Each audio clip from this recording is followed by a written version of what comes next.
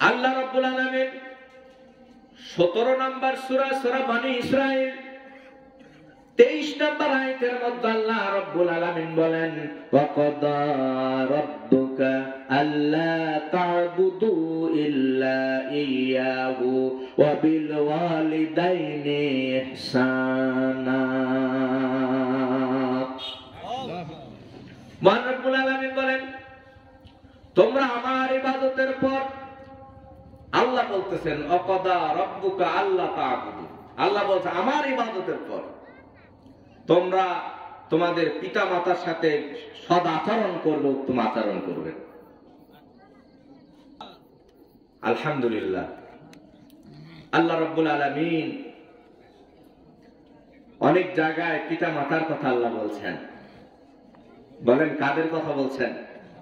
পিতা মাতাদের সাথে কি করতে হবে? ইহসান, উত্তম আচরণ করতে হবে, ভালো ব্যবহার করতে হবে। তাহলে কত বড় মর্যাদাবান কথা পিতা মাতার বিষয়ে আল্লাহ বললেন, যা আমার পরে তোমরা তোমাদের পিতা মাতার সাথে সবচেয়ে বেশি সদ্ব্যবহার করে উত্তম আচরণ করবেন।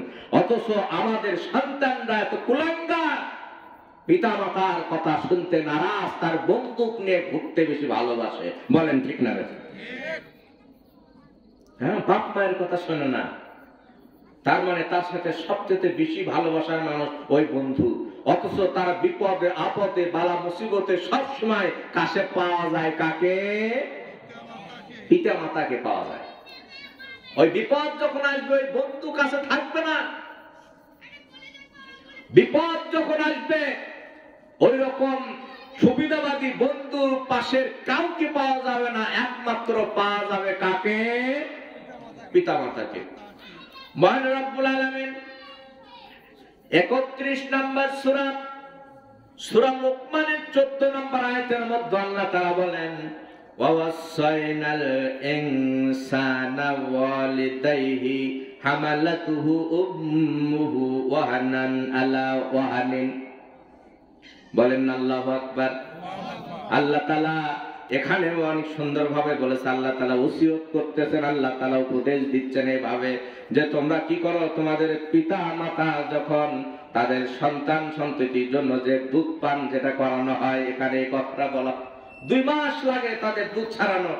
এত কষ্টের পর কষ্ট স্বীকার করে সন্তানদের লালন পালন করে, সেই লালন পালন করবার পর সেই বাবা মার চাইতে আর কেউ কি উত্তমে পৃথিবীতে তার থাকতে পারে? হ্যাঁ, সবচেয়ে বেশি ভালোবাসে সেই পিতা মাতা। সম্মানিত ভাইরা, মহান রব্বুল আলামিন এটা বলার পর পিতা মাতার সঙ্গে ইহসান করতে বলেছেন। ওয়া'বুদুল্লাহ ওয়া লা তুশরিকু বিহি শাইআন ওয়া বিল ওয়ালিদাইনি ইহসানা ওয়া বিদিল কুরবা।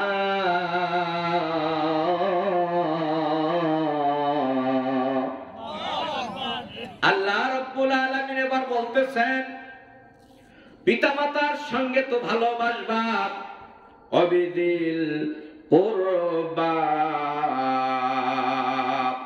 আত্মীয় স্বজনের সঙ্গে আমাদের ভালো ব্যবহার করতে হবে। এরপরে আসলো কি? 1 নম্বরে আল্লাহর ইবাদত করতে হবে, তার সঙ্গে কাউকে শরীক করা যাবে না। 2 নম্বর পেলাম পিতা মাতার সাথে সবচেয়ে ভালো ব্যবহার করতে হবে। বলেন কার সাথে? পিতা মাতার সাথে। আমি বলবো কারো যদি পিতা মাতার সাথে দূরতম কোনো কষ্ট পেয়ে থাকে, ওই পিতা মায়ের পা ধরে মাফ চান, ওই বাবা মার কাছে ক্ষমা চান, আল্লাহর আরশ খুশি হয়ে যাবে ইনশাআল্লাহ। এই জন্য পিতা মাতার সাথে কোন প্রকার খারাপ ব্যবহার করার কোন সুযোগ আল্লাহ দেন নাই, নবীজিও দেন না। এমনকি মুশরিকাও যদি কোন নারী হয়, মা হয়, এমনকি নবীজি বলেছেন সে যদি বেশ্যাও হয়, মায়ের সম্মান তাকে তার দিতে হবে। এই জন্য মার সাথে কোনো খারাপ ব্যবহার করার কোনো সুযোগ